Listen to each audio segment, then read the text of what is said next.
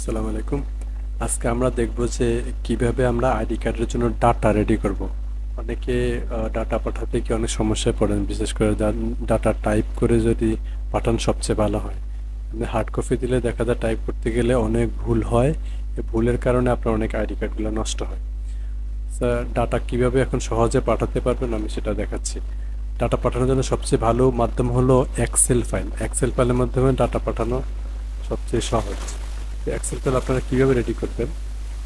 প্রথমে ধরুন আমি এটা দেখি, দেখেন এখানে একটা আমরা সিরিয়াল নাম্বার দিলাম, তারপরে হলো নাম, বাবার নাম, class, roll number, mobile number বা ব্লাড গ্রুপ অ্যাটসেট্রা যা থাকে আপনার ইচ্ছা। তো এখন এখানে সবচেয়ে গুরুত্বপূর্ণ যে জিনিসটা সেটা হলো ছবি। ছবিতে কখনোই নাম ইউজ করা যাবে না। ছবিতে আপনি ইউজ করবেন হয় রুল নাম্বার অথবা আইডি নাম্বার।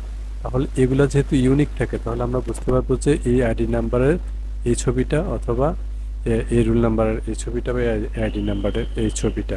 যেমন একজন আমাকে ডাটা পাঠাইছে অনেক সুন্দর করে, আমি আপনাদেরকে দেখাচ্ছি। যেমন তিনি এই যে আমাকে যে ফাইলটা পাঠালো, এই ফাইলের ভিতরে এখানে দেখেন excel file, ID card excel file, আর এখানে আছে হলো ছবিগুলো। তো আমি প্রথমে একটা এক্সেল ফাইল ওপেন করি, বিজনেস স্টাডিজ।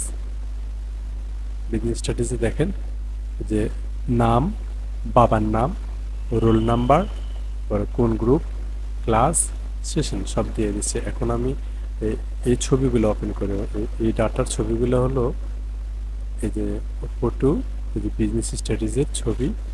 দেখেন আমি এখন বুঝতে পারতেছি যে এই যে 1 নাম্বার মানে এই 1 নাম্বার, এই যে এই ছেলেটা হলো এটা। আবার এখানে যে জয়িত ইসলাম, জয়িত ইসলাম হলো 2। এভাবে দিলে আমরা সহজে বুঝতে পারবো। কখনোই নাম ইউজ করবেন না, নাম ইউজ করলে একই নাম দুইজনের হয়ে যায় বা নাম খুঁজে বের করা অনেক টাফ। তার নাম নাম সবসময় অ্যাভয়েড করবেন। এবার এটা দিতে পারেন অথবা আপনি চাইলে সিরিয়াল নাম্বার অনুযায়ী দিতে পারেন। এই যে 1 নাম্বার, 2 নাম্বার, 3 নাম্বার, 4 নাম্বার এইভাবেও ছবির নাম করতে পারেন। ছবির নামকরণ করা খুব সহজ। প্রথমে ওই ছবিগুলোকে প্রথমে একটা ফোল্ডারে নেবেন। ফোল্ডারে নিয়ে যে ছবিটা রিনেম করবেন সেখানে ক্লিক করে জাস্ট F2 চাপ দেবেন। F2 চাপ দিলে যে রিনেম আসবে, আপনার যা মন চায় এভাবে বসাই দিতে হবে। 2 হলে 2, 3 হলে 3, 4 হলে 4 বসায় এন্টার দিলে রিনেম হয়ে যাবে। তারপর এই ফাইলটাকে আমরা সেভ দিব। সেভ দিস পিসি ডকুমেন্টসে সেভ করলাম। আর ফাইলের নাম দিলাম হলো আপনার ক্লাস 5 হলে 5, অথবা যদি সবগুলো একই ফাইলে থাকে তাহলে স্কুলের নাম দিয়ে সেভ করে দিলাম। এখানে 5 and 6 দিলাম, 5, 6 এই ক্লাসের ডাটা এখানে দিয়ে এটা সেভ দেবো। এই সেভ ফাইলটা পাঠাতে পারেন। ছবিগুলো কীভাবে পাঠাবেন?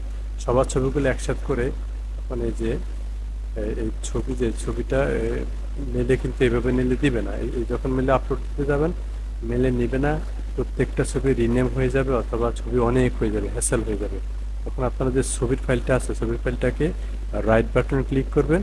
রাইট বাটন ক্লিক করে সেন্ড টু কম্প্রেসড, এটা করে ফেলবেন।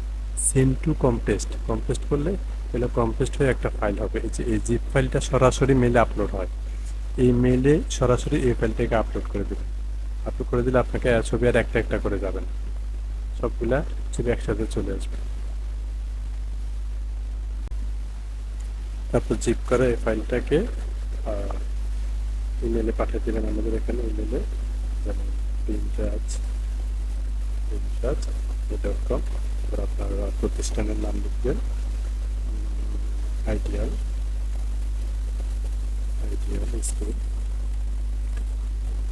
এখানে আপনাদের মোবাইল নাম্বারটা দিয়ে দেবেন, আমরা কথা বলতে পারি কোনো সমস্যা হলে। তারপর এখানে ফাইলটা আছে, এখান থেকে ফাইলটা অ্যাটাচ করে দেবেন। কোন কোন ফাইলটা অ্যাটাচ করবেন? যে ডকুমেন্টস আমি রাখছিলাম, যে ক্লাস 5 এটা আমি আপলোড করলাম। যে ফাইলটাকে আমি ওপেন করলাম, এই ফাইলটা আপলোড করলাম। এবং ছবির ফাইলটা, ছবি কোথায় রেখেছিলাম?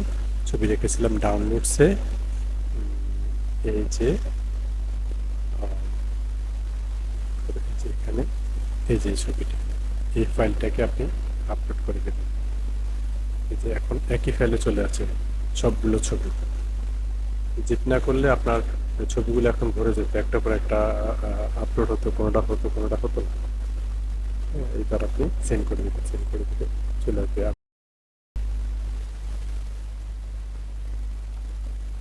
আইডি কার্ড, আইডি অ্যাক্সেসরিজ বা ইউভি প্রিন্টের জন্য সবচেয়ে ভালো প্রাইস এবং কোয়ালিটির প্রোডাক্ট পাবেন প্রিন্টাজে। প্রিন্টাজে আসতে পারেন, অথবা আমাদের মেইলে অথবা কন্ট্যাক্ট নাম্বারে যোগাযোগ করতে পারেন। আসার জন্য আপনারা গুগল ম্যাপে গিয়ে সার্চ দেবেন প্রিন্টরাজ।